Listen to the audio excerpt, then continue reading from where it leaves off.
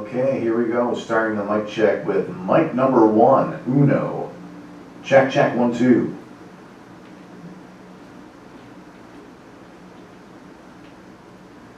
Microphone number 2. Check, check, 1, 2. Test, test, 1, 2.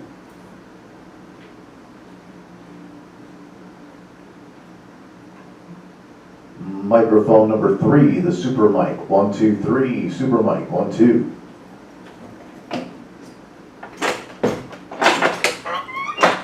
Hey, buddy. Microphone number 4, president mic. President mic. Check, check, 1, 2. Check, check. Howdy. Microphone number 5. Number 5. Check, check, 1, 2. 1, 2, 3. Number 5. 1, 2.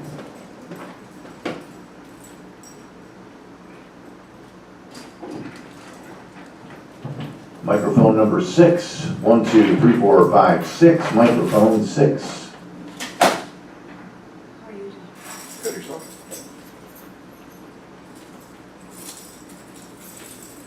And lastly, off screen, this is the podium mic.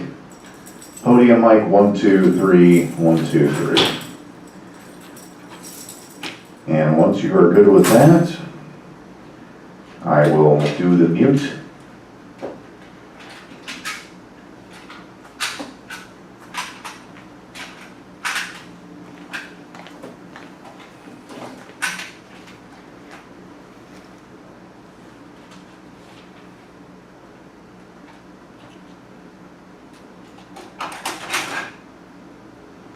Hopefully that all came through loud and clear.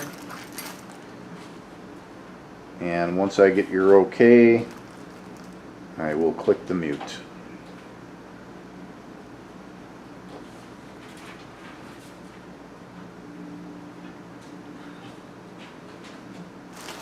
Okay, I'm gonna mute right now. 3, 2, 1, mute. I'll try that again. 3, 2, 1.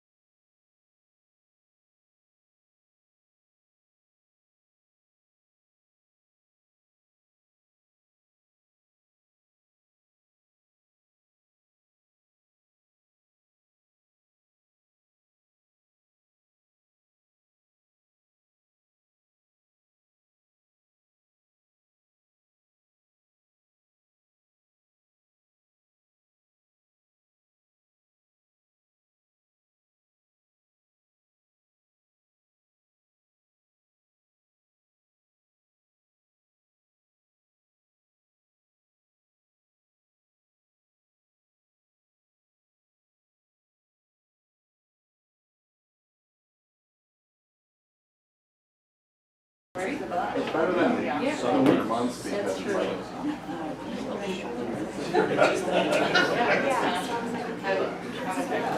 There's still a chance that it's like.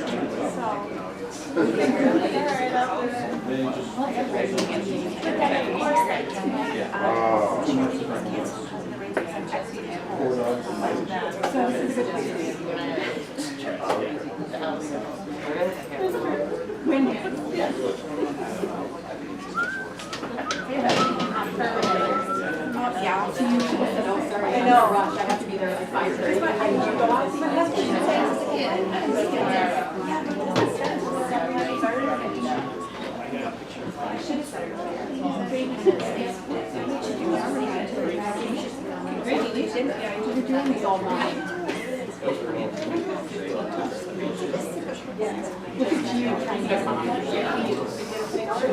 You're still not.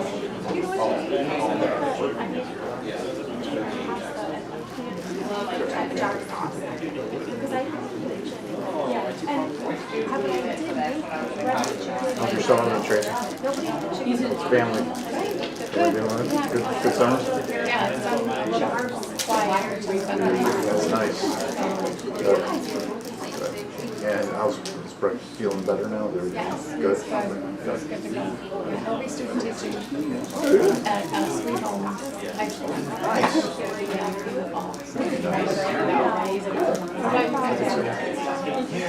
It is easy. You know, Jenny had her first job. She's working at Casey's Cabana. Okay. She's doing that. Sarah danced in an opera art park a couple Saturdays ago. So she found out about that. Jenna also had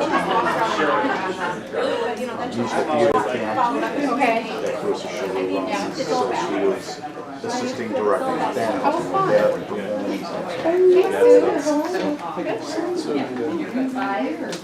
and Deb's been subbing here and there. Yeah. So yeah, so it's been good. Been busy. I've been working. Yeah.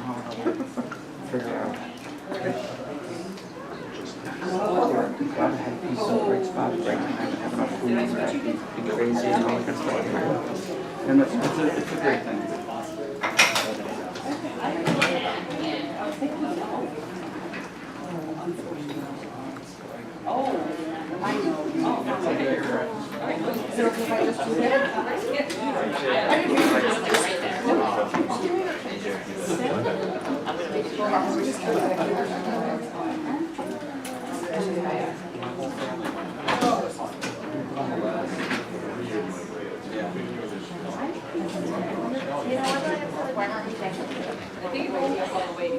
How are you?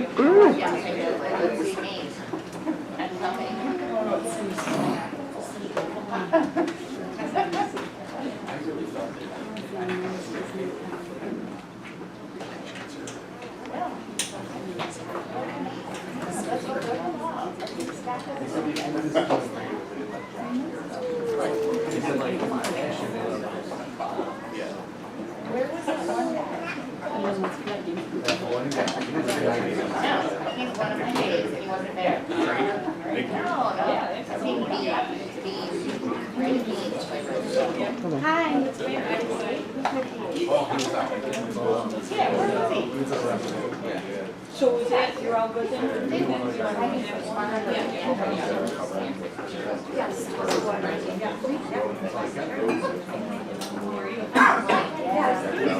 I'm already here.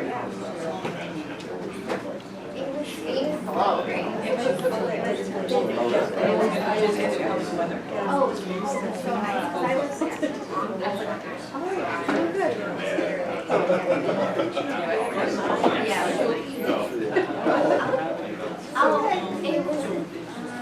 It was so much fun. Like I went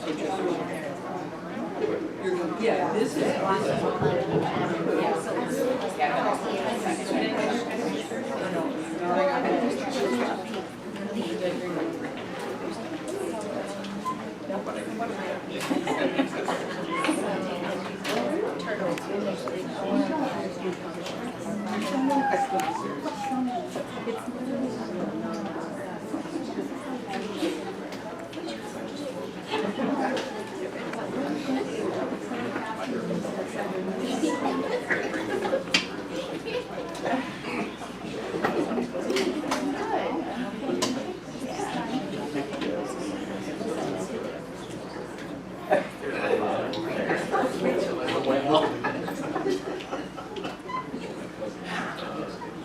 Okay,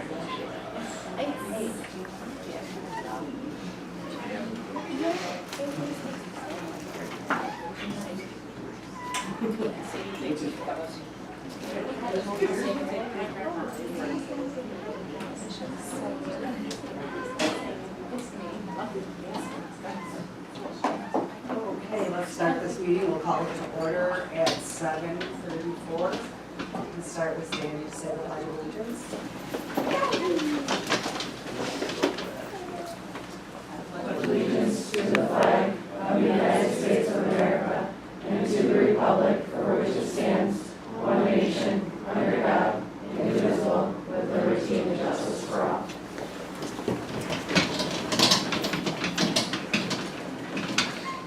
Welcome, everybody. We'll start with roll call. We have Glenn Bobak, trustee, Jay Grover, trustee, Sherry Stephens, trustee, Jude Kuhn, district clerk, Dr. Graham, superintendent, myself, Sue Marston, trustee, Danielle Reno, trustee, Mike Lorda, assistant superintendent of curriculum staff development and human resource, Cheryl Cardone, assistant superintendent of pupil personal services. We need to change that. And then we have Bob Merkel here for his first meeting, I believe. He is our new assistant superintendent for school business and finance. We have both Joy Lemurka and Ashley Dreyer excused for the meeting. Thank you, Ashley. Few announcements tonight, just if we, in the event of an emergency, we do have two emergency exits. We have one located behind us in the door that we came through, and if you could silence yourself, that would be great. All right. Can I start with the motion to approve our agenda for this evening? In a second? I'll second. All in favor? Any objections? Any abstentions? Carried 5-0. And can I get the approval of our minutes for our meeting from our last meeting, August 7th? I'll make a motion. Second? All in favor? Any objections? Carried 5-0. Anybody signed up for our public? All right, nobody has signed up, so we'll move on to curriculum and instruction.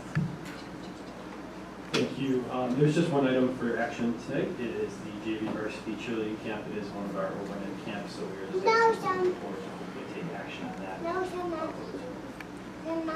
Any questions? Can I get a motion? And a second? I'll second. All in favor? Aye. Any objections? Motion carried 5-0. On to personal instruction. For personal instruction A, we are asking for a motion to approve instructional personnel API 1 through PI 5, B, and C. Can I get a motion? I'll second. All in favor? Aye. Any objections? Carried 5-0. Do we have any introductions? We certainly have some introductions, so maybe we'll start with our high school.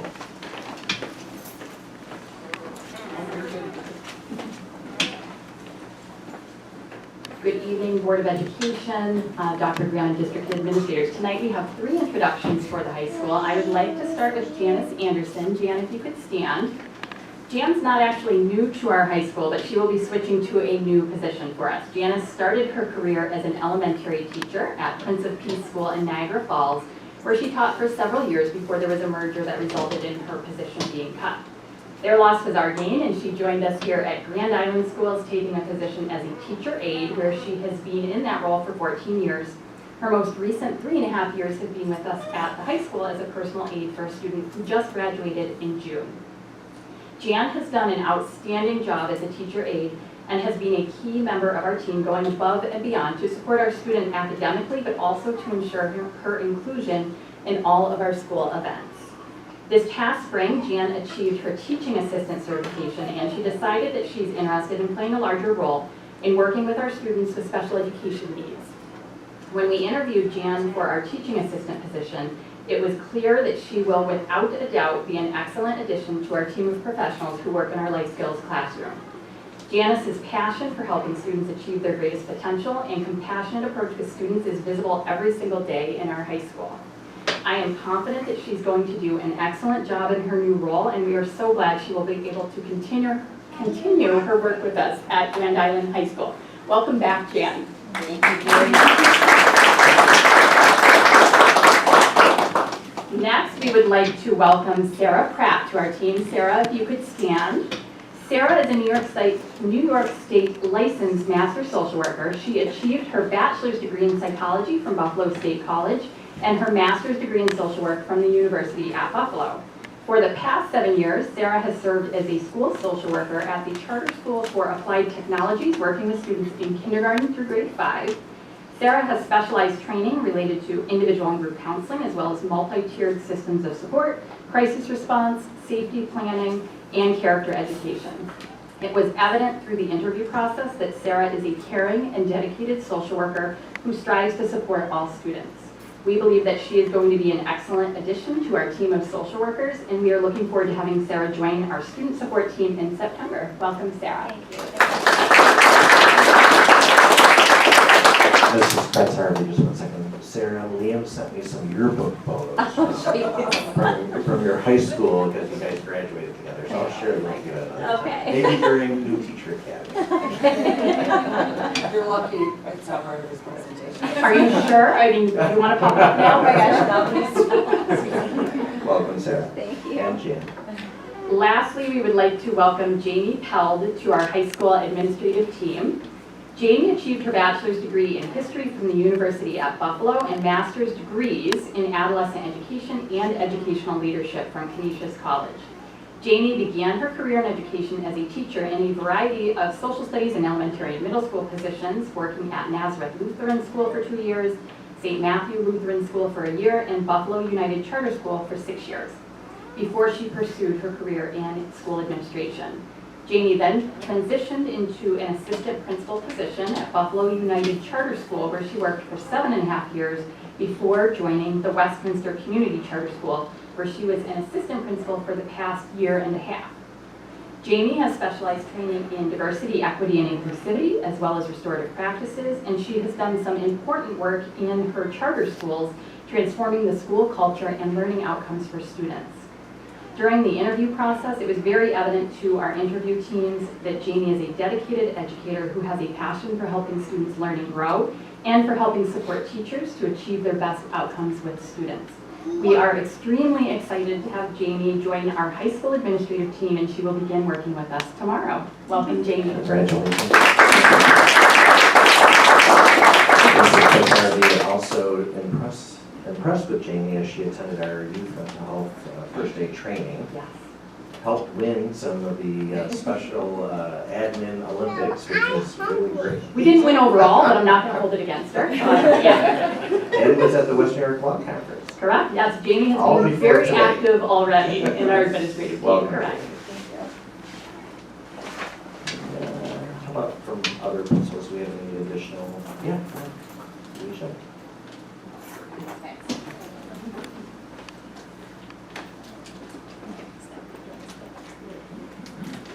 Hi everyone, I am delighted to introduce you to Stephanie Kwiatkowski this evening. Stephanie has accepted the probationary 3rd grade teaching position at Kettevine, and she is certified in both childhood education and students with disabilities. Stephanie is a Grand Island graduate and a Kettevine alumni. She has worked in the district for the past 10 years in various roles, such as a special education teacher, a teaching assistant, and various long-term and short-term substitute positions. Most recently, she served as a 5th grade classroom teacher at Kettevine to close out the school year and made the transition with the students and team seamlessly. Additionally, she also provided home instruction this past school year. Stephanie is a team player. She's collaborative and willing to jump in whenever and wherever she is needed. She builds strong relationships with students, families, and her peers. She continuously puts the needs of her students first and fosters a positive learning environment for all to reach academic excellence. We are elated to have you as part of our team and cannot wait to see all the great things you do this year and for years to come. Congratulations.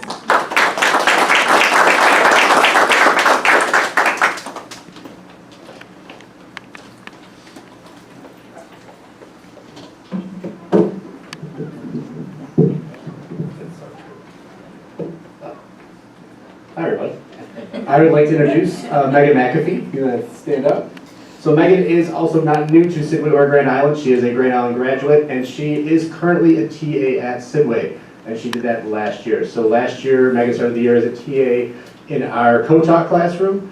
Due to student needs, moved to our 1211 classroom, and later on in the year, moved to our 611 classroom. So just a true testament to her flexibility, taking all those moves, doing what's best for our kids, and doing everything with a smile. So last year was a great year for Megan. Megan will be, or just was board approved as a long-term sub to get her own kindergarten classroom this year. So our staff, our kindergarten team is super excited to get her own classroom. Her and her mom were in today starting to set it up, so they are very excited. Megan was also a leader in our restorative practices book study last year and piloted it with our 12-1 students. So again, a great program, a great opportunity to work with that population of kids. So Megan was a leader in that capacity as well. So I am super excited for her family, and that she is staying at Sidway in a larger capacity this year. So congratulations, Megan.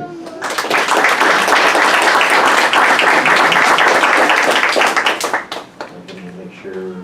All right, so I would ask Samara Johnson to stand. So I want to thank the Board of Education for approving the contract with Niagara Falls Memorial Medical Center, and they have hired Samara to be our athletic trainer. Samara was a student here and graduated and was a student athlete, so she's had the wonderful experiences of working with coaches as well as our previous athletic trainer. And her credentials are outstanding. She got her master's degree from the University of South Carolina. She also went to Brockport for her bachelor's degree, and most recently was in Ohio as an assistant athletic trainer for Miami University. She's also worked at Columbia College and a preparatory high school in South Carolina, and as an athletic trainer in the University of South Carolina football. So Samara, we're very happy that you're joining our team, and we look forward to your success and our students' opportunity to work with you for years to come. So congratulations, Samara. I'm also going to ask Brett Banker to stand to be introduced. For our board and our community, it gives me great pleasure to introduce to you our new athletic director, Brett Banker. Brett was appointed this evening during the personnel section. He has previously served as a highly effective athletic director in the Kenton School District, where he plans to retire after 31 years there and join us on September 7th as our new athletic director. Brett lives on Grand Island. He's been a resident of Grand Island for 31 years. He and his wife Jennifer taught here in physical education for many years, and is now the head women's basketball coach at Damon University. Brett's two children, Colby and Callie, were graduated from our school district, were wonderful students and exceptionally excellent athletes. Kelly, in fact, still holds the record, the Grand Island varsity basketball record for most points scored during her varsity tenure as an athlete with us. I believe it's 1,700 points that she scored, and her name is already displayed prominently in our athletic wing in three different places, I should say. And did she have 400 or 700 assists? Do you recall? I feel like Callie's going to walk in here. It was somewhere around there, 700. right? So I thought it was 700. I have to admit that I... 1,700 points and 700 assists. Pretty remarkable. So aside from all those accolades of being a Grand Island resident and really truly loving the district here, Brett is so well respected across New York State, not just in Western New York. He has served in many different capacities. He's a professional development provider for the state and providing services for new athletic directors, and not only having them take professional development courses that you provide, but you are also an advocate of continuously learning yourself. And if I remember correctly, out of 53 state courses, you have amassed, I believe, 47, 48? That's right. Yeah, nice. So, statistics tonight. Yeah. But just think about that for a minute. 31 years as an athletic director, still taking professional development courses, which means that it's in his DNA to be continuously learning, and literally, that is our mission here. We want to be role models for children to achieve their greatest potential. And when you have a highly effective expert in the community that's willing to retire and come here and continue working for years to come, we are so blessed and fortunate to have you. So please, ladies and gentlemen, let's welcome Brett Banker to our team. Mr. Banker, is there anything you'd like to add, or is that? No, I don't think so. Okay. I'm very excited to be here. I have a long history here, as Dr. Graham alluded to. I love the school district. My wife enjoyed the school district. My kids love the school district. We're very fortunate as residents of Grand Island to have this school district and everything that it provides. So I'm very excited to be here. So thank you. Thank you, Brett.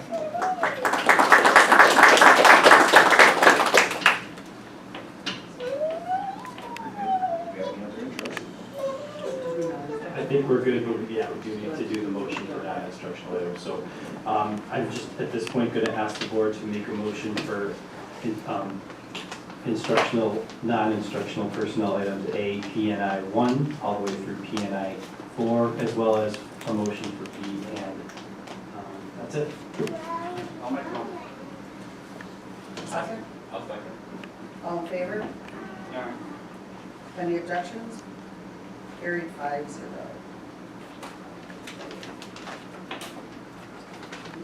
On to finance. Good evening. I am looking for action on finance items A through F this evening. Is check warrants part of that, or is that just that information only? That's information, Okay. yes, after that. Can I get a motion? I will make a motion. And a second? I'll second. All in favor? Aye. Any objections? Carried 5. The rest of the items are for information. Correct, yes, sir. I just had a quick question. I was running through the check warrants today, and I noticed that we have a couple that are over the purchase threshold as exceeded. And my question is more, everything's going up. I don't know what our threshold is. I see there's one here for LW Graphics, there's one here for a violin repair. I'm not putting you on the spot, it's just a generic question. I just, what is our threshold, and is that something we need to look at, and when is the last time we looked at it, right? I mean, clearly if we have islands that need to be repaired, they need to be repaired, right? And I'm sure, it looks like LW Graphics is something we looked at, but I mean, we all know as we're buying things for our home, that, things are much more expensive, so, and then I think there was one other for elevator repair, but which I'm sure happens quite often, because when you get into repairs, you never know what you're actually getting into. So I guess my comment would be, what is our threshold? Have we looked at it recently, and does it need to be looked at, right? Yeah, so a lot of these were obviously before my time. Correct. I will, we'll take a look at that threshold and see if it needs to be adjusted to make sure that, you guys are comfortable with that. Yeah, I guess as everything else is going up, Mhm. it's. Oh, yeah, everything has gone up My significantly. threshold has gone up. But I just saw a couple things, and, I'm sure they go through that. I know there was a question where three quotes got for violin, and, as long as the process is in place, Yeah, since I've been here, threshold isn't- I've been making sure that there's 3 quotes for those, especially, even double checking Yeah. after the 3 quotes, just to make sure that there's not better prices out there and things like that. There's only been a few big purchases so far in the last month, but definitely trying to make sure that we're getting the best price possible. Yeah, just reading through it, I was just thinking as pricing goes up and everything's so expensive this day, maybe that threshold needs to be looked at. Okay. Anybody else have any questions for Bob? Bob, anything you wanted to mention there in your?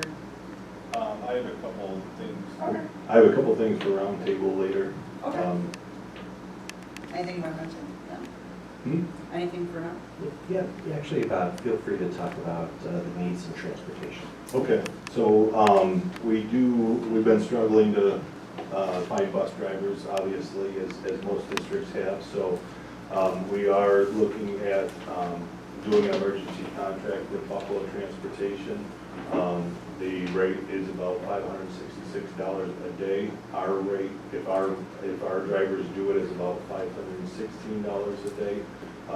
So, you know, with the lack of available bus drivers, we might see more and more of this to come. We are going to do a sign and drive event again at the end of September to try to recruit some more bus drivers, but in the meantime, we need to make sure that our students get to where they need to get to. So really, we're not looking at much of a different significance, dollar value. Correct. whether we- And when would that decision need to be made to have that in place for school year? Very soon, because we have to have all our runs ready to go for the start of the year. So would you be looking to have that on the next agenda? Correct, yes. Is that something we could approve for about today, or do we need to wait until the next meeting?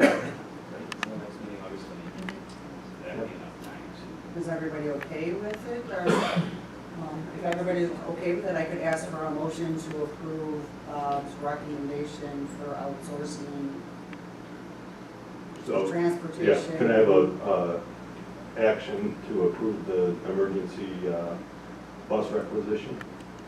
I'll make a motion. And a second? I'll second. All in favor? Aye. Any objections? Carry 5-0. Thank you. Yep, just in the essence of time, it would be hard to put it together at the end of the month. Thank you. Appreciate it. And it's just one item. There was one item that you just approved that I just want to thank everyone for the donation from our Leslie Morsville project.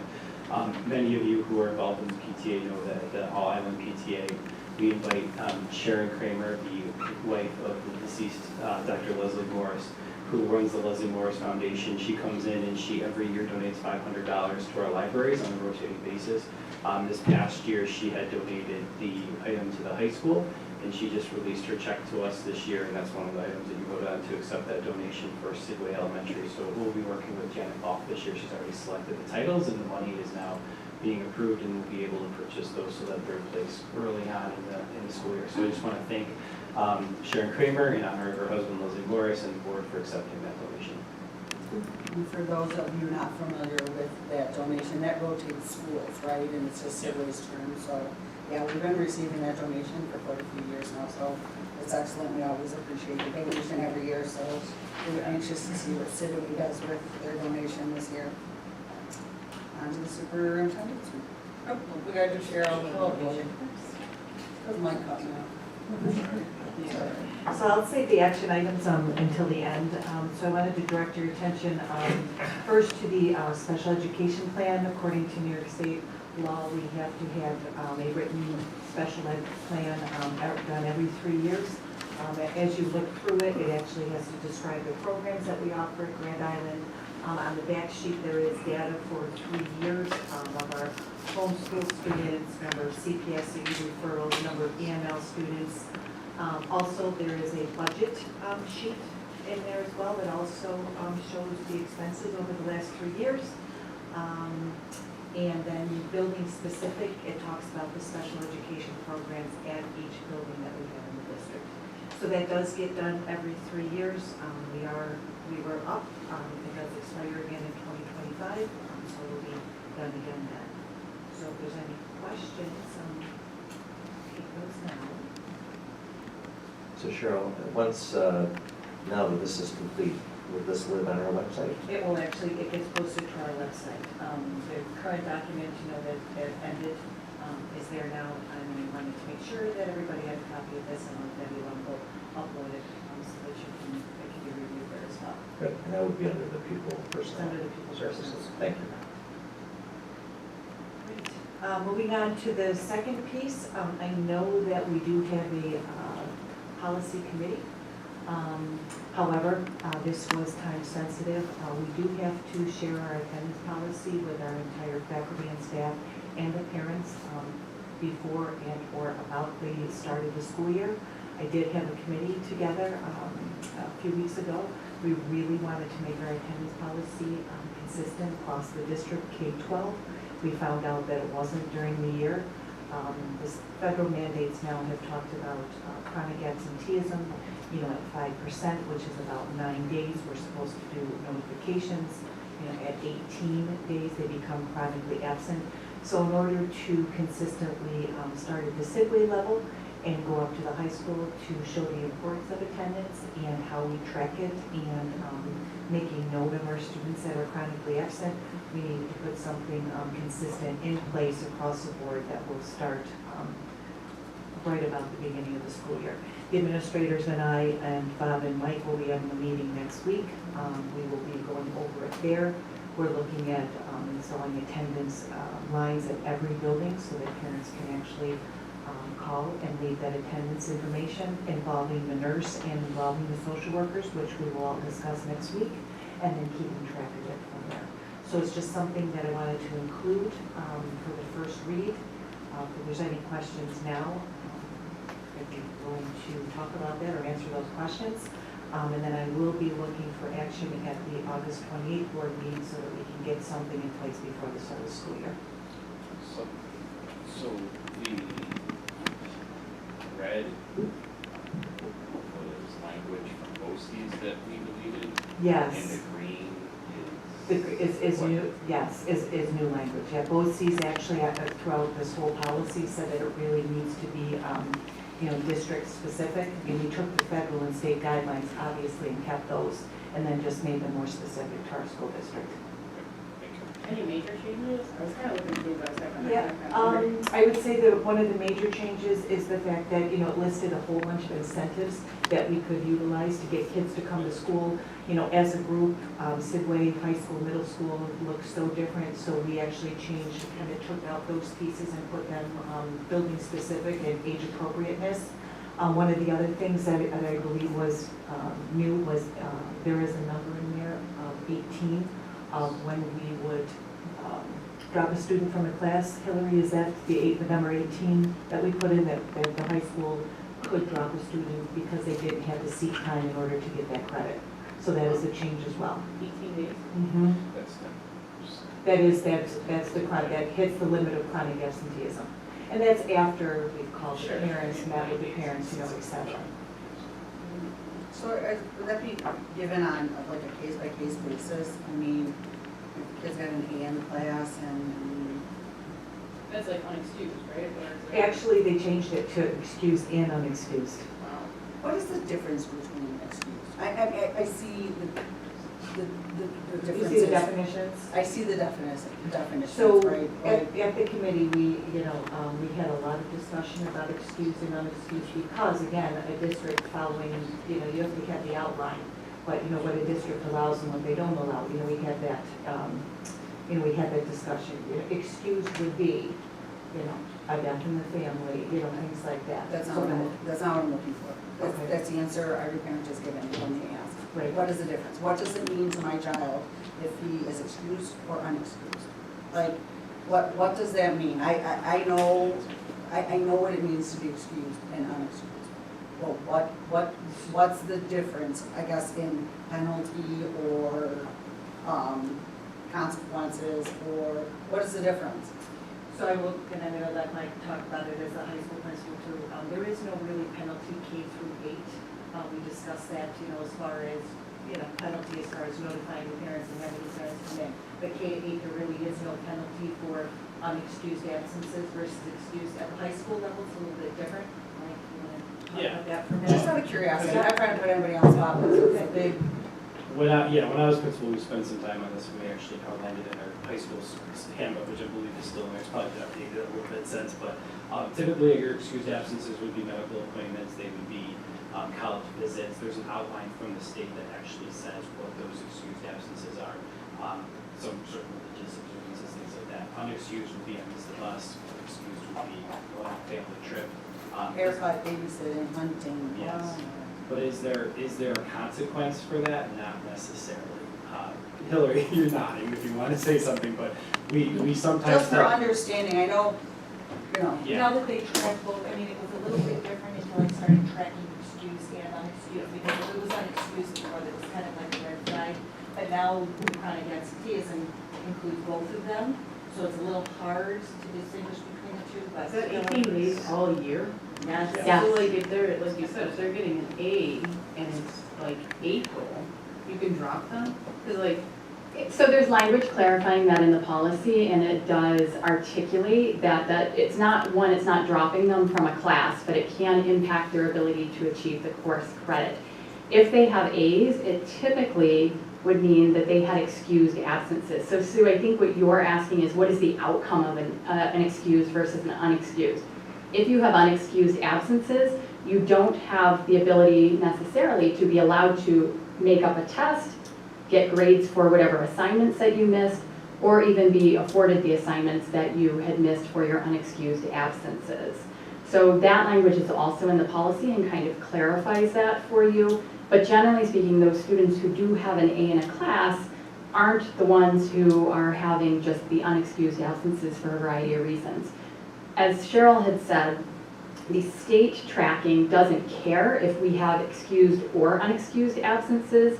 And if our degree of chronic absenteeism rises at our high school level, those are things through ESSA that can identify us as a school in need of improvement. So the state is tracking that, and that is why we've worked so hard on our attendance.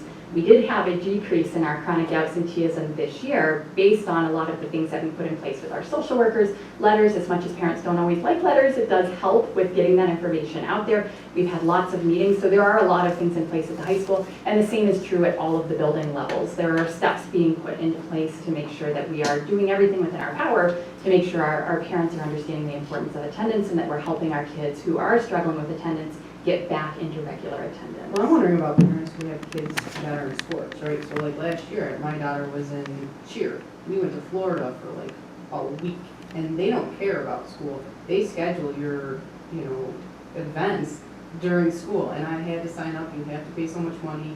I had to go for like 8 days, for her to go to World's Cheer, you know?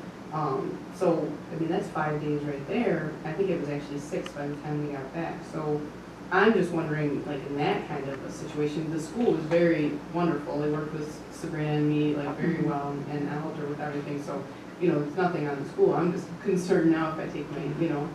This hasn't really changed. This is actually what has always been in place at the high school. We do try to work with families to the best of our ability. But if you take a vacation or it is an unexcused absence, our teachers do not have to provide that work. That has always been in place as long as I've been here. Mike was here well before I was. Well, and I will Yeah. say parents understand it, and the school has always been Yes. fantastic. But to Sherry's point, for those families that do play sports, right? I mean, you know, if their kid ends up sick Yeah. for a week in the hospital, and they've had to take time off for sports, and those are unexcused, which I get, you're pulling your kid out of school, I understand all that, I mean, and then to say 18 days, you might not get a credit, that, you know, it's.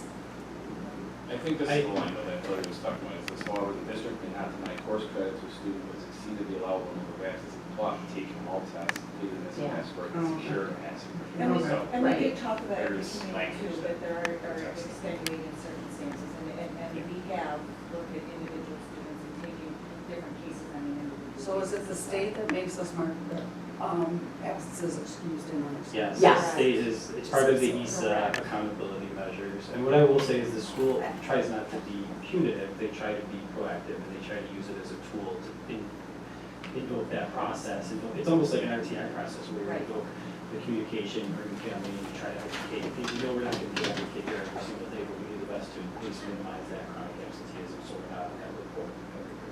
And right now, we did, you know, look at the figures and the percentages at each and every school, which I will review with the principals, you know, at our meeting next week. And, you know, right now, we are looking really, really good as far as we're trying to get pupils, which I assume we will. Cheryl, could you schedule a meeting with our policy committee to make sure before the next board meeting that Danielle and Jay and Ashley I've had a chance to help, whether it's wordsmith or look at the language to make sure it's clear and articulating exactly what needs to be shared. And thank you for that. It's just, every time you ask, what's the difference, you always get the, well, if you're sick of this, this, and this, or, like, so everybody understands whether it's gonna be labeled excused or unexcused.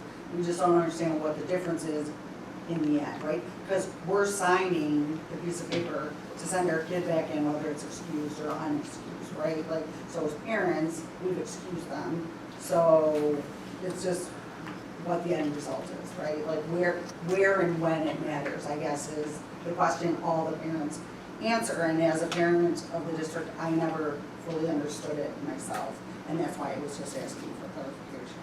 And as a part B to this too, our clerical staff comes back 5 days before our teacher staff does. We have many new attendance clerks throughout the district. Robin Kwiatek and I will be meeting with those attendance clerks, go over the attendance policy, make sure that, you know, we're consistent across the board, K to 12 as well. So that will happen before the school year. This is really just a spot that trouble kids in the end, just to try to help them. So it makes sense. And they let you know, the attendance clerks will tell you, well, you know, that's unexcused. Yep. Sure do. Especially when he's on the smart board, especially when he's on the smart board in biology class, it's unexcused. I'm pretty sure the superintendent had a You had to child play there that who too, yeah. had to travel for certain things. So it's just, you know, the help for, you know, consideration. I mean, obviously, we're not, those parents that pull their kids out for sports, it's not often. It's, you know, a week of, you know, a cheer, competition, or those ball players that get pulled out in the fall for whatever. But, you know, you do that thinking your kid's gonna be healthy all year, and then what if, right? They end up with something and miss, you know, a lot of school in the spring or whatever, and then all of a sudden it adds up to that magical number is, I think, what parents get concerned about is, I'm also looking at some administrators who might have children doing the same thing, whether it's now or in the future. It's really great when your child's on a travel team, you're with the Grand Island students on the same team. When you're up 1 hour, yeah, that was So great. one thing is making sure they do the homework on a 7-hour ride down to wherever they're going. because they don't do it on the way back. I'm grateful for the teachers too, because I remember when I was homeschooling, I think the math teacher was more concerned than anybody else about her staying on, so they do a really wonderful job at Fairness. And there's some common sense built into this too. Absolutely. So I will be having a policy committee meeting before the next board meeting, and then if the board is okay, the policy committee is okay with that, we are looking for action on August 28th in the policy committee section on the board agenda. It'll make you happy. And then my last 2 items, if I could just have action on my special education, CSD, and CPSE programs, please. Ouch. I'll second. All in favor? Any objections? Carried 5-0. Thank you. And thank you very much. I appreciate the board tonight and a nice summer night being here, and our administrators, I appreciate you as well. So, and Rachel, thank you for being here. So tonight we're going to be talking about a library book that was challenged by a middle school parent this past school year. The book is called Flamer. It's a graphic novel, and it was in our middle school. We only had 1 copy, I believe, Jen? Yep. 1 copy, and a child took that book out, parent objected, contacted Mr. Fitzpatrick and my Gloria, and then in turn, we put together a committee to review the book. So tonight in your superintendent report, you'll see 2 documents. One is the book challenge committee's review and recommendation, which I am going to accept. The book will stay in the middle school. It'll be designated for 8th grade and above. And Mr. Fitzpatrick and his team will work together with the middle school library to make certain that it's really still available for the age appropriateness that it was written for.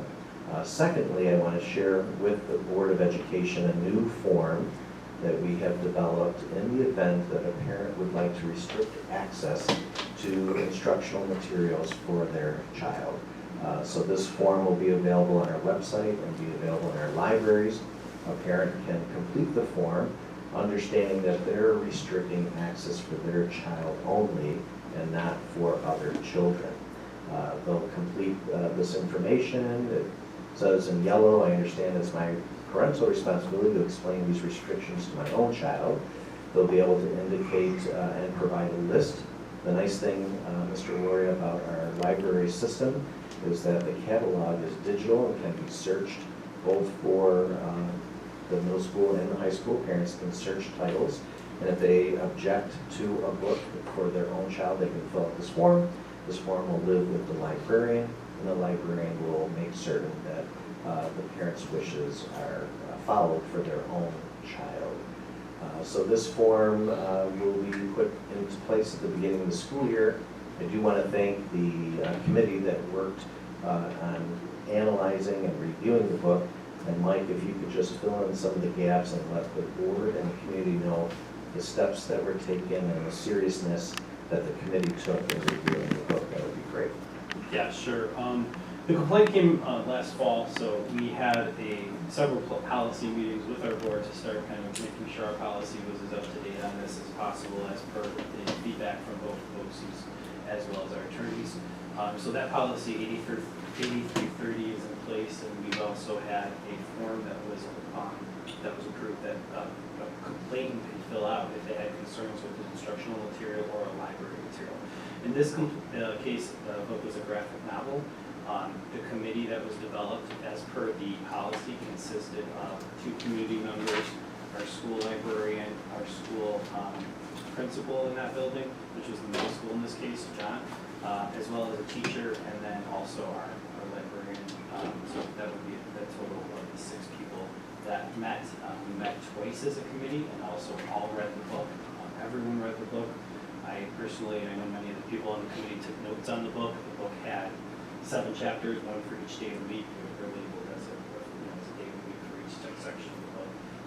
The complaint form that was submitted indicated pictures of each of the pages that they contested. So you'll see in the report that we looked at each page individually, took notes on it, surmised what the possible concern was if it wasn't explained by the complainant, and then talked about the potential value or the potential concern for that piece of the graphic novel.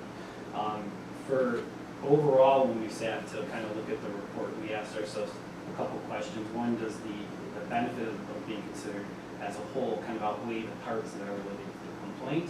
We talked about the age appropriateness of the text, does it belong in middle school, should it be at a different grade level? And we also talked about some of the sexual content that was concerning to the parent, the complainant.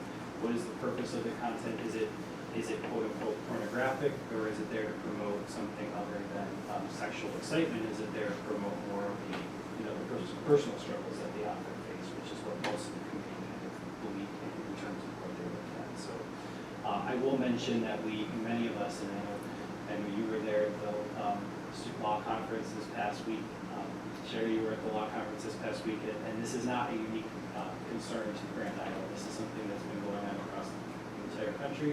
The law attorneys were there, spoke on this topic, and it was good to hear and feel that we are in line with what the policy is supposed to elicit, and how we're supposed to go through the policy, and the question that I just mentioned that we asked and answered as a committee. So I feel confident that the process occurred the way it should occur as per the policy. I know that there's probably going to be some people who are unhappy with whatever the decision was that was recommended by the committee. But I was proud of the committee. I think put a lot of hard work and really took this process seriously and gave you a recommendation. Any questions? I appreciate it. I think that Thank you. So the information that you have here in board docs will be sent to the complainant this week, so that person will have it by the end of the week with a letter from me as well summarizing our decision. So thank you very much. I just want to thank the committee as well, and I think it's important to remember that our libraries are a resource, right? Yes, it's there for kids to take out books for pleasure and for reading or whatever, but a library is a resource for our children, and there needs to be books and other materials there for reference if needed, and I think I think the committee saw the importance of that. So I just really want to thank them for remembering exactly the role, I guess, of the library. So thank you. Very good. So I do, the board asked me to put together a report, a couple different pieces. One, looking at out-of-pocket expenses from our cheerleaders for their activities not only in the fall but in the winter, as well as how much money is being spent on salaries and supplies. So all of those documents are in the public content section of board docs for your review. This is the memo that I shared with the board. It's also listed here. We did a little extra for the board just to kind of get a glimpse as to what's happening with some of the out-of-pocket expenses. So for cheerleading, and we have a couple of parents right here on the board who may have experienced this, but the warm-up jacket and the pants and the sneakers, if they choose one option or a second option, the bows, the headgear, gloves, and camp shirts, as well as the camp, are listed here as out-of-pocket expenses. I do know that this year there was some fundraising which eliminated the cost of the bus, I believe. So that would have been higher if the parents had paid for the bus. So you can see minimally $612 for a brand new cheerleader to the squad. And that price goes down if they're returning because of some of the items that they're purchasing. As a possible recommendation to the board and in consultation with Amanda, the coach, she had suggested, and we can talk about this, that the district in the future could add the headbands and the gloves to the budget, which would be about purchasing about 32 and keeping them available. I'm not sure if that is something that makes sense, with respect to using those or not reusing them, or just keep giving them to the kids to reduce the cost, but that is one recommendation. I did also put a little chart together if the cheerleaders returning the following year, so the price could be about $495 as opposed to the $612 to get started. And then I, just for comparison's sake, I put hockey gear, helmets and gloves and practice jersey and ice time is $720 for hockey. For baseball. And that's what the parents pay, right? That's out of pocket for parents, Okay. yep. Okay. Out of pocket for parents for baseball could be upwards of $765 or $1,000 if the student, if the parents purchase 2 bats. I don't know if you've been to a baseball game, but for some reason, the kids have 2 bats, not just one when they go, and it's usually something they purchase and use and feel comfortable using. Yeah, probably, yeah. Boys basketball is about $525 for sneakers, warm-ups, and the camp that they go to. Girls lacrosse is about $420. So just when you just look at just a small sample size, it's in alignment, and actually just these sports that I've outlined, looking at the 612, this falls in the middle of those other sports. So just really just more for your information. And then I think we have some additional information here. So I think I was asked, maybe by Sue or some others, maybe Ashley wanted to know the number of participants in the sport, what is budgeted for salaries and officials, and then what is budgeted for supplies. Tony Ann, who is the new clerk, did say that some of these items in this column are wish list items, maybe not all wants, and sorry, not all needs, but some maybe wish list items. So all, of course, this report is in board docs for your review. We have the fall sports listed, and again, the salaries for coaches and officials, supplies, and maybe the thing that might be missing here is the cost for transportation. And then you'll see that for our winter sports, and of course for our spring sports. So that's what we put together after our last meeting. It's in board docs for you to continue to review, and we'll be happy to answer any additional questions, or answer questions now if you have them. thank you for doing that. So, very, I really think so, and now when people are saying, oh, it costs this much cheerleading, we can say, right, it's the same for a lot of the sports. I think that was my concern last meeting. I think too, and I think I mentioned this last meeting, it was more of a communication piece, right? Right. I mean, everyone that has children that play sports know there are out-of-pocket costs, right? So going into cheerleading, this year, it's been very, Awesome.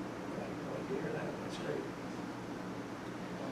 Any other questions? Well, I know I had the question about camp and the timing of camp. I know we just approved it, I think it goes through August 28th. Were we able to talk to the coach about getting the girls caught up so they're not missing any cheering games? Yeah. Or cheering games? The routines and understanding those practices. Correct. So here's what she did respond. I did ask her that question. Here's what she wrote. As of today, which was yesterday, she said she has not had anyone contact her about camp and not being able to attend. So that's just Okay. one notion. The only, sorry, that's more private.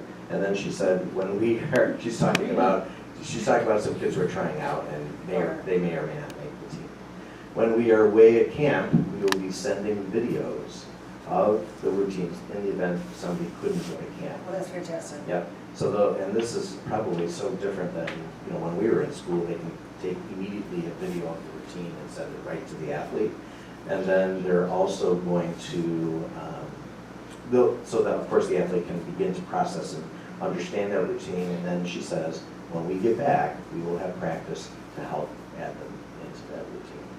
And the only other thing is they have to have so many practices before they can participate, correct? I know in the other sports again, so I'm assuming it's the same with cheerleading, so there has to be 6. is there a date that has to occur? Well, you just said 6, that's why I said 6. So summer workouts, that are having summer workouts, get those. No, it has to be with the coach. It has to be like after. Right, those- Gotcha. So is it 6? Is that the magic number? 6 for everything except sports like football, baseball pitchers, wrestlers are 10. Every other sport is 6. So I guess my question, well, I guess everybody's coming this year, but, or going this year. But I guess going forward, we need to have a process in place that in the event that somebody can't go to camp, that they somehow have 6 practices so they're ready for that first football game because it comes fast, right? Good. And I did meet with both coaches and both were committed to making sure Awesome. those kids would be caught up. Great. But that's great information, so now there's better communication and understanding. Yeah. Yeah. And 2-a-days. And to that end, for our community and the board, these things get better when you are advocating, Right. for us to be better. So we appreciate that. That's great. And just a quick rundown of some of the things going on this summer. The Gisbit golf outing was a success. I know Jude has been tabulating the expenses and the revenues, and we'll have a Gisbit meeting in the future, but I think the immediate outlook looked pretty nice as far as the profit over 10,000, even though it was a smaller golf outing. So that was very good. That's a credit to the committee and all the hard work. So here are just some pictures of the golf outings, and nice people, had a great time. My dad was 82, and he was out there golfing, which was fun. And Bob did attend on his very first day. That is not a bad day to start work. To play a round of golf.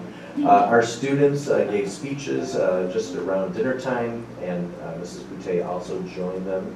And we had an opportunity to celebrate John Roth and his amazing 50-year run here, as well as thanking him for all of his efforts, and I'm sure he'll continue to help us out with the golf outing. I want to give kudos to Eric Fievelkorn. He did a fantastic job building an online raffle system, which they did an amazing job. And so not only were the attendees there buying raffle tickets, but people in our social networks supported the effort as well. So really a great job, and there's nothing like hearing kids talk about the skills that they learned in our academy classes and DECA experiences and their internships in the business community. So they did a fantastic job. We do want to recognize the Grand Island Lions Club for their, I think, 63rd annual special needs picnic. We have a robust special education program that is led by Max Bakula, and Max was there, his teachers and support staff were there. Max, it was really a great job, not only by the Lions Club, but I think our kids had a fantastic experience. Really wonderful. So these are some pictures of our E&L students who attended. Dick Crawford, as you know, is an amazing individual, and he's given of himself and his friends to the Lions Club, and they did a marvelous job. And you can't beat the smile on our students' faces enjoying this experience. And of course, the boat rides that are given from the Launch Club out for all of these kids. All these kids are coming back from the boat ride, and they just really loved it. And so on and so forth. The pictures were great, and the kids really had a great time. So we thank the board for your support with us, and of course, our teachers and administrators who really lead the way in giving our children the best experiences. Besides this Friday, Cheryl, I know that our kids have gone on some amazing field trips to Fort Niagara and the zoo and Casey's Cabana. Anything else on the horizon? Max, what's our last one this year? The Niagara Falls Aquarium. We are going. Yeah. There you go. Very This good. Friday, our last one. Want to thank Cheryl Cardone for leading Youth Mental Health First Aid at our administrators retreat. It was an intensive retreat.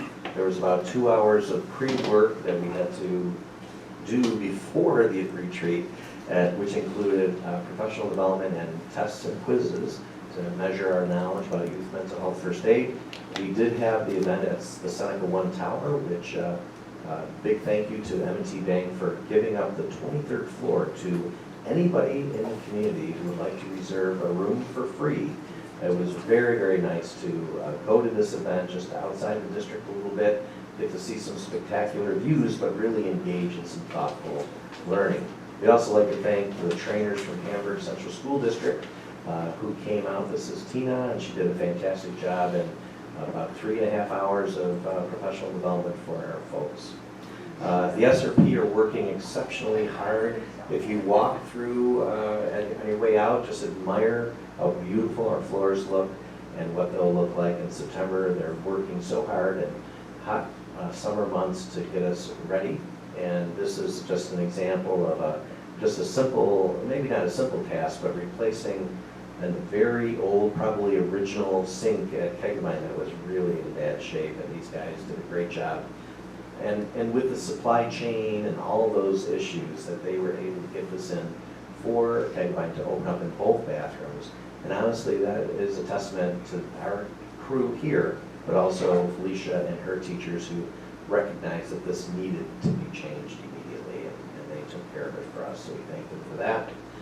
You can see the hard work in getting the floors ready, and there are 2 trailers that no longer are there, but have been there for several years on the middle school property that held, I don't know, hundreds of thousands of pounds of plastic barriers that were once on desks and so forth. So all of this is gone now and sent to a company, Bob, that is recycling that plastic. And we may have even got like 10 cents for every 100 pounds or something. Yeah, silly it's like that. not significant. No, But It's something. they grind the plastic up and then recycle it, Yeah. so it's nice that it's not going in the landfill, it's gonna get reused. We'll get a little bit of money, and we're no longer paying rent on The trailers. So So we hope this is just an iconic moment that COVID is behind us. So, and lastly, I want to pay special tribute to Amelia Shinta, one of our teachers here at the high school. She was in Delaware Park, Shakespeare in the Park, and Measure for Measure. This is Amelia here. Really just a moving performance. You know, sometimes you work here for many, many years and you have no idea how talented people are in our community and within our school system. And she's singing and reciting lines and playing an amazing character, and it was really brilliant. So congratulations to Amelia. And then you've seen these numbers. Just as a reminder, we are servicing about 318 students, whether through academic intervention or formal summer school or E&L support. And our community ed is also serving about 309 students, so it's still a very busy place. And lastly, just a reminder about our Viking tip line. Anybody in the community can use it to communicate with us any safety issues, and of course you can email the board with any questions. So thank you, Sue. Yeah, I think so. All right, on to the Board of Education report. Sherry, you had requested the mental health committee.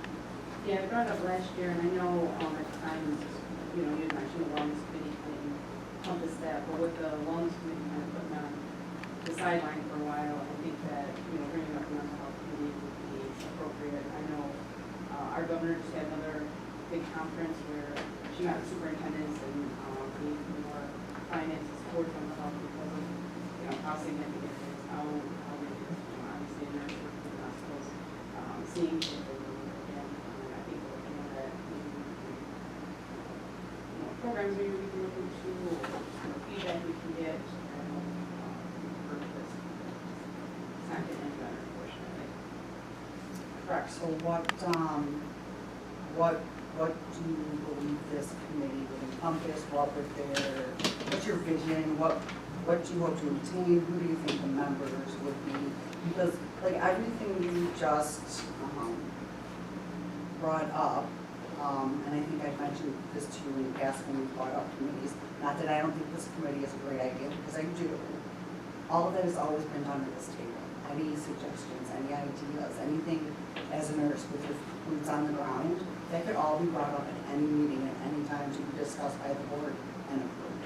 Doesn't need to be go through a committee process, doesn't need to, you know, there doesn't need to be a committee meeting and then brought to us for approval. It could really just get that stuff and be done right here. But if you think it's beneficial to have a committee, then of course we could look at it and create a committee. Yeah, I think that obviously, you know, I have a perspective, but mine alone is not going to make a huge difference. I think that we need more involvement, parents, especially kids, personally. I think that having more of the kids say, there's a lot of policies that go through, and I don't feel like we listen enough to the students. So I would love to have just a little bit more open communication and feedback. I love the DEI committee, right, but that encompasses tons of different things that are going on, and it's almost so broad. This would be just specific to mental health, and I think that having, you know, parent involvement, community involvement, administration involvement, kind of like the DEI, but this would be just focused on. So the DEI committee is really an administrators committee. That's typically not a committee that a board member would sit on. And I think we discussed that when we got involved with it. You were asked as a parent through the PTA to be on that committee, not as a board member. So we would never have, like, our committees would be 10 or 12 people, 15 community members, administrators, maybe a principal, but it wouldn't be like those 30 people that sit in the room. That's fine. Yeah, I'm looking more for communication. Yeah. Any other board members have any say? I think it'd be helpful to have a makeup of what you think this Yeah. committee would consist of, like a mission statement, what it's going to accomplish, you know, the members, and, you know, how you're gonna measure the achievements of the committee too. And then I just need more facts from there, because what you're saying is great, I think that that's the hope that everybody has, but it's articulating that into a committee and how that committee is going to make, you know, the achievements that you want. I would think that if committees, I think committees do exist today, or groups of people exist today that are dealing with these issues. I think that the thought would be if administration thinks that they need input from others, other than who they're getting it from today, that they should identify that to us and determine that. I don't think this is a committee of the board, okay? It's not, you know, a group of us that are involved in that. I think it's an endeavor that the administration should pursue, right, and decide who should be part of that process, right? And that might involve community members, board members, students, et cetera, et cetera. I think that's what I'm envisioning here. I don't think it's a committee of the board. I think it's a committee of individuals who will, you know, be able to analyze this issue and provide, you know, the best answers for the district. You thinking at district level or thinking at each building level, right? This is the way we can take one high school, one, so that's.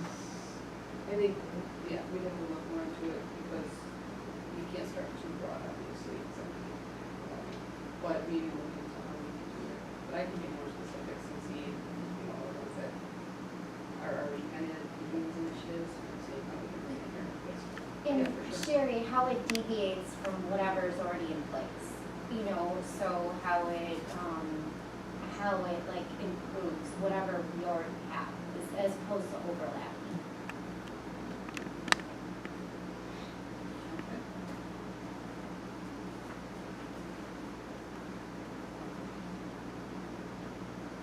Yeah, I mean, everybody at this table would agree that mental health is a huge issue, so nobody's not saying that what you're saying is not important, it's just that we would like to understand what your vision is so we can say yea or nay and who needs to be involved.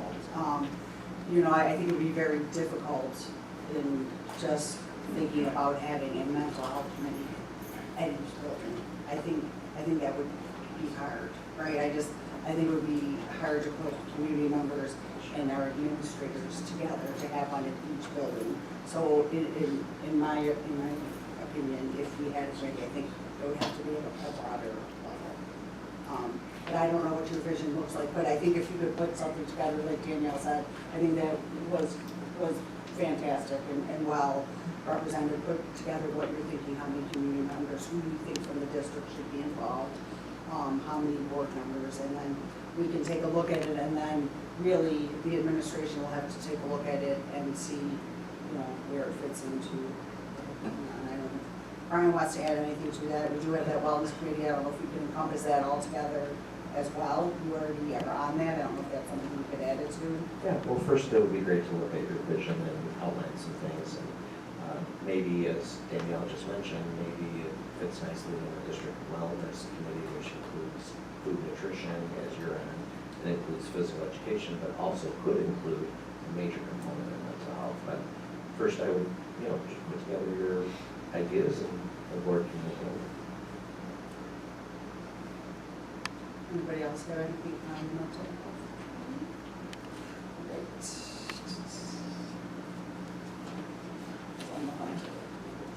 Great.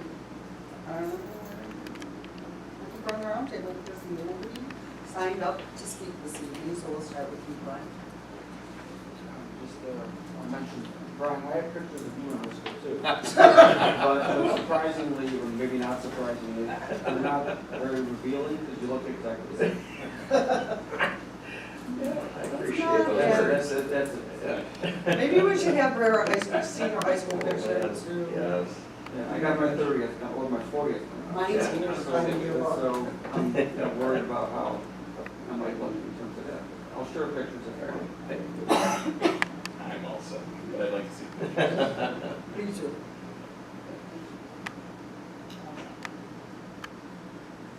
I'm all set. Just gonna say thank you, because you got to meet some of our newest hires. I get the privilege of working with many of them first and getting to meet them first, but I'll say at a time where it's very challenging to find quality and people that want to go into this profession. You guys have done, as administrators, a great job of bringing some good candidates forward. Still, I know some of you still have some work to do, but they really are the finest people out there with some excellent candidates. That's a lot of work on your summers, and I know it's appreciated. So, Couple of things. Max, thank you for running, I think this is what, year 3 for you now? Running the special ed summer school. I think every year it gets better. So thank you for that. John and Adam, I know Adam's not here, but thank you for housing that. You know, I know there's been some difficulties this year, so I appreciate that. And again, I just want to reiterate what Mike said. You know, thank you to all of the administrators. I know you've been really, really, really busy with the hiring process and have brought some great candidates forward. I know, Mike, you have one coming up, and Hillary, we have some aides that follow me, so there is more to come. I'd like to congratulate the new hires, even though most of them left, except for Mr. Banker. Congratulations, looking so forward to working with you. We're very fortunate to have you, so welcome. And Bob, you completed your first Board of Education meeting, so congratulations. You don't have to stay. I'm going to let you have it. One last quick thing for me. So we did issue the purchase orders for the vaping detection devices for the bathrooms, so that project is getting moving along. A good thing is that we had budgeted $55,000 for that project, and the cost came in around $46,000. So those were federal funds, so we do have about $9,000 left there, which I was quickly asked if we could. We did a security audit around the campuses, and one note was that there was a couple spots around the middle school that could use some extra cameras. So we were hoping for some support from you folks that we could do an amendment to that federal grant and use that money to buy a couple more cameras for the middle school. I just want to say thank you to Jude and the Disability Golf Tournament Committee. Jude always does a fantastic job. She works really hard, and it was, again, a huge success. So exciting that we raised more money. As you all know, our students here benefited at the middle school level and our high school level for some of the programs we run here, and we also give a few scholarships out. So thank you, Jude, for all your hard work. We have rolled into August, so all of you enjoy those last few weeks of summer. Hey, listen, my son is talking about volleyball tryouts. He cannot wait until August 21st. I don't think he realizes that school follows with it, but I'm going to give it to him. Enjoy your summers. We all know how hard you work through the school year, and I know you do work hard in the summer, but enjoy those they used to be lazy days of summer. I don't think that's so true. So I know my summer's been very hectic, but I know I'm looking forward to the year. My son's going to be a junior this year, so it's going to be very busy, and it's an exciting time for him. So you are all looking very tan out there, so we know you're getting some time off. Enjoy it. I just have a couple things to add. One, Brett, it's just really amazing that you're joining our team. We're blessed to have worked with John Roth for 50 years here in this district. And really nobody can replace that, and that wisdom and institutional knowledge of, and I know John will be here, right? Watching his grandchildren just enjoy that athletic experience, but we are grateful that you're here today. So thank you for choosing us. And for our board, I do want to just let everybody know that tomorrow is a big day. We are hosting 21 school districts, 2 universities, 2 BOCES, some private schools, and some federal and local law enforcement and a safety summit showing them a product called Zero Eyes, which uses our existing cameras to monitor for weapons. And we're very excited to be hosting this lunch and learn. Anybody in the board who's interested in coming, it starts at 11 a.m. tomorrow in our high school auditorium. And I'm just sharing this with everybody because we will have some testing going on with some of our law enforcement and personnel from Zero Eyes who will be walking around with a fake gun to make sure that the equipment works properly and does what it's supposed to do. So I just wanted to share that with the board and our community. There are a lot of things that school districts do to keep kids safe. Everything from mental health to systems and access points to school, to enter schools and so much more. This is one more additional layer, and I want to thank the board for your support with this, but also just kind of thank the board additionally for allowing the district to be a leader in this area. So again, if any board member would like to attend, it's at the high school. We'll have upwards of 70 people attending tomorrow from 11 until about 1 o'clock. So thank you for that. Okay, just a couple important dates. I believe August 21st is the beginning for tryouts for most of our fall sports. August 28th, we have our next board meeting. September 7th is day 1 back for our students in the classroom. And that's it because I don't have a list, and those are the ones I know. So I would like to call this meeting at 8:50. Can I get a, no, 8:48, can I get a motion? I'll Second? All in favor? Aye. Carried 5-0.